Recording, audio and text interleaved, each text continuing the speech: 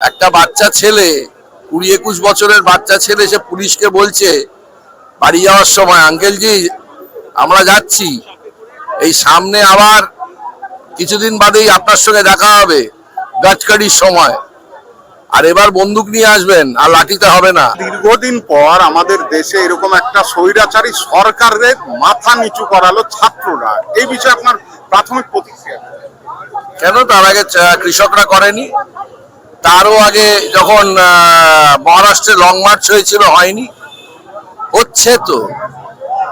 দেখুন, আপনি যত দমন পীড়নমূলক আইন আনবেন এবং যত দমন পীড়নমূলক ব্যবস্থা করবেন তত মানুষ তার বিরুদ্ধে একটা না একটা সময় ঘুরে দাঁড়াবেই। দেখুন, পৃথিবীর সবচাইতে বড়, তার থেকে বড় তো এখন আর কেউ নেই, মানে আজ অব্দি এখনো কেউ আসেনি। তার নাম অ্যাডলফ হিটলার। তিনিও 12 বছরের বেশি পারেননি। সুতরাং না, আমি বলছি ইতিহাস বলছে যে তিনিও 12 বছরের বেশি পারেননি। এত মানুষকে খুন করে সারা বিশ্ব জুড়ে পারেননি।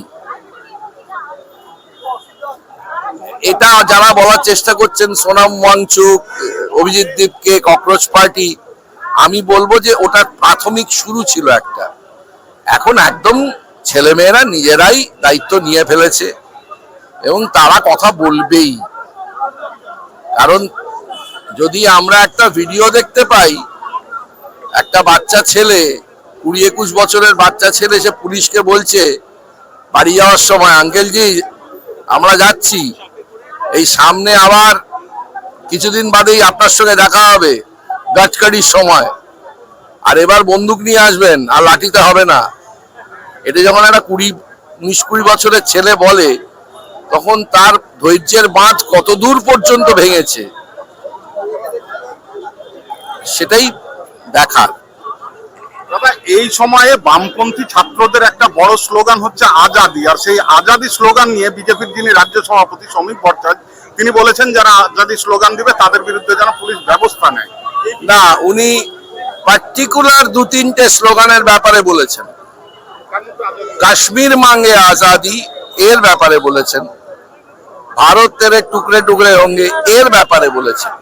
কিন্তু আমার মনে হয় না যে ছুঁয়াছুত সে আজাদি কিংবা ভুখমারি সে আজাদি বা মনুবাদ সে আজাদিতে উনি আপত্তি করতে পারেন, কিন্তু ভুখমারি সে আজাদি, ছুঁয়াছুত সে আজাদি, এটাতে বোধহয় ওনারও আপত্তি হওয়ার কথা নয়। এই কথাগুলো তো ওনারাও বলছেন। দেখুন, ওনাদের কাজ ওনারা করছেন, ওই কাদের কাজ কারা করবে, কামড় দিয়েছে পায়ে, তা বলি আছে না একটা কথা, ওনাদের কাজ ওনারা করছেন, করতে দিন না। মানুষ তার নিজের মতো করে বলবে, কথা বলবে।